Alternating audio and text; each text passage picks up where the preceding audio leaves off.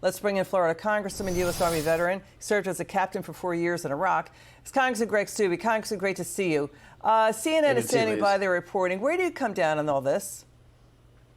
Well, I think what's interesting is you have a DIA report with low confidence that gets issued that undermines the president. And the real question is that somebody at DIA that leaked that to the press?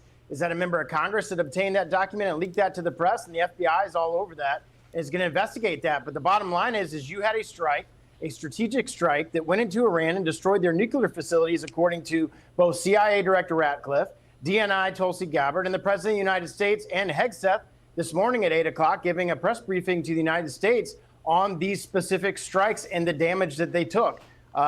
This is exactly what the president wanted to do. The last 4 presidents have all said that Iran shall not get a nuclear weapon, and we finally had a president that was strong enough to take it out. All right. Critics are saying the media buried down deep in their reports that this was a low-confidence preliminary DIA report that got leaked based on just 1 day's worth of intelligence out of satellites in the sky, not eyes on the ground, meaning readers could not assess how credible it was. Plus, the DIA it is one out of 18 intelligence agencies looking at this. But could enriched uranium be still stashed away in a bomb-proof bunker in Iran somewhere? There's reportedly 900 pounds of enriched uranium missing. What do you think of that story?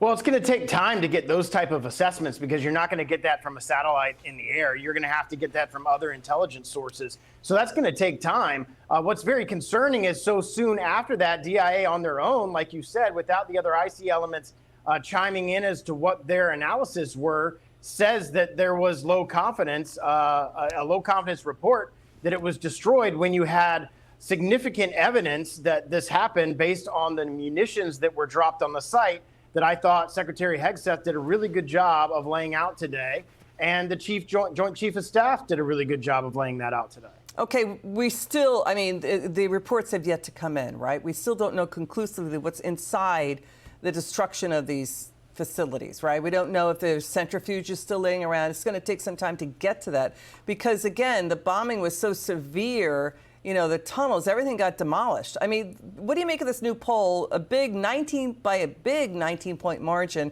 American voters approve of President Trump's airstrikes on Iran's nuclear facilities. And Trump has an approval rating of about 46 points now on the Israel-Iran ceasefire. So this is a story that is out that I don't see a lot of coverage on this. Your take on it? Yeah, of course. I mean, the American people support what the president did. They support the president of the United States. They overwhelmingly supported him at the polls, they put him there because of the decisions that he makes and scenarios like this.